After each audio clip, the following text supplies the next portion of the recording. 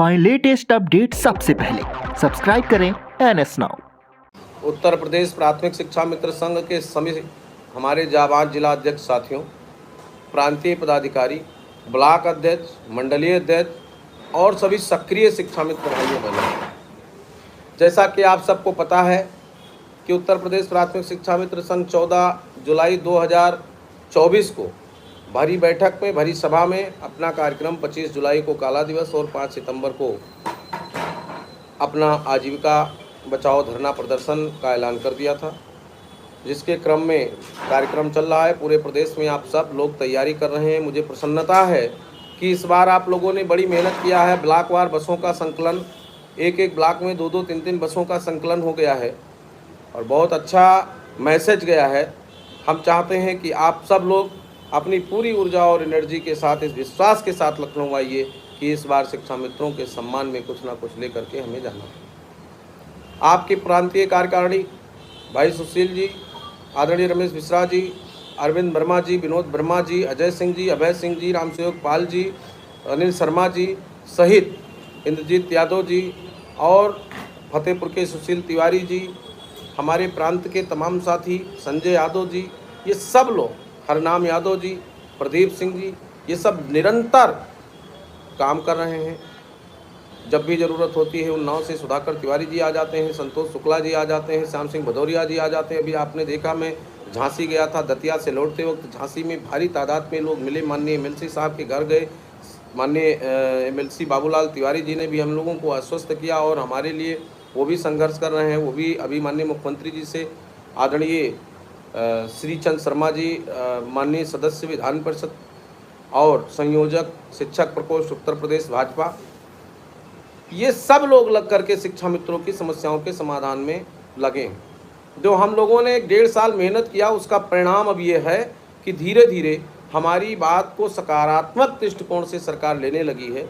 और जहाँ तक अभी जो बात हुई, उसमें हमने उस दिन बताया, डिबेट में बताया कि भारतीय जनता पार्टी के बड़े नेता माननीय धर्मपाल सिंह जी, महामंत्री संगठन से बात हुई। उन्होंने हम लोगों को माननीय मुख्यमंत्री जी के सचिव, प्रमुख सचिव श्रीमान संजय प्रसाद जी के पास भेजा।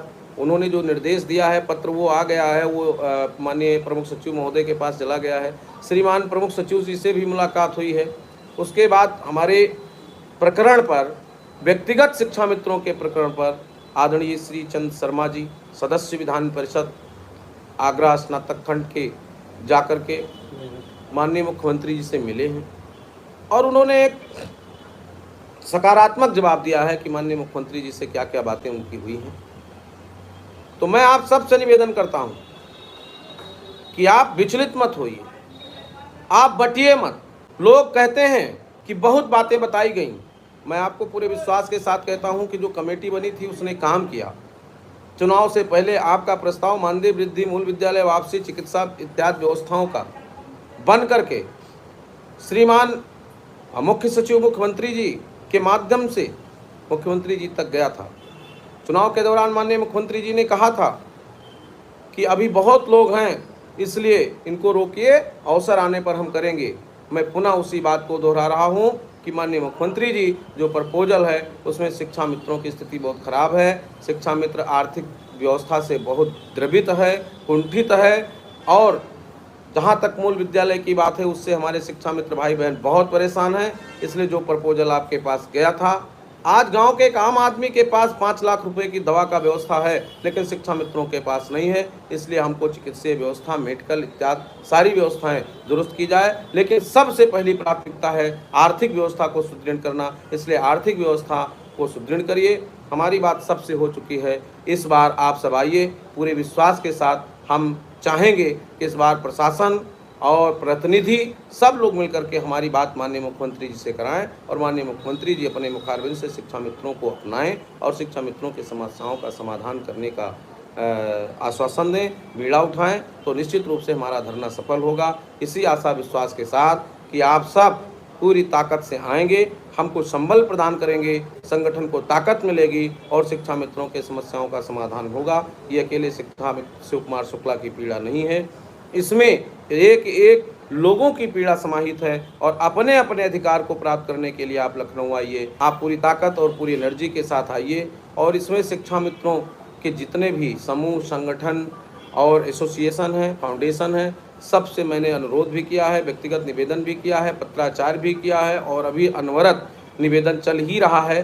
कौन व्यक्ति अपने सम्मान में उस पत्र को किस आशय से लेता है मैं नहीं समझता, लेकिन मैं जानता हूँ कि ये एक एक लोगों का संघर्ष है, एक एक लोगों के सम्मान की बात है। इसलिए सबको आना चाहिए और सारे लोग आएँ और लखनऊ की धरती पर ये दिखाएं कि शिक्षा मित्र संघर्षशील है, तटस्थ है, एकजुट है, इकट्ठा है और अपनी समस्याओं के संबंध में बड़ी ही शालीनता, सज्जनता और शिक्षक की मर्यादा में रहते हुए अपनी बात कहने के लिए मजबूती से लखनऊ आया है। माननीय मुख्यमंत्री जी उस दिन शिक्षाविद डॉक्टर सर्वपल्ली राधाकृष्ण जी का जो जन्म जयंती है उस पर आप हम सब पर अपनी कृपा बरसाएं और पूरे सम्मान के साथ शिक्षा मित्र वापस जाए, खुशहाली हो, शिक्षा मित्रों के घरों में भी रौनक हो और आपका आशीर्वाद प्राप्त हो। इसी आशा उम्मीद के साथ कि शिक्षा मित्र हमको संबल प्रदान करेंगे और हम शिक्षा मित्रों के समस्याओं के निदान में साक्षी बनेंगे, सहायक बनेंगे और जितने भी माननीय हमारे लिए इस कार्यक्रम में लगे हैं, जितने भी श्रीमान अधिकारीगण इस प्रक्रिया में हमारा सहयोग कर रहे हैं, उन सबको मैं साधुवाद देते हुए अपने शिक्षा मित्रों के साथ घर जाऊं।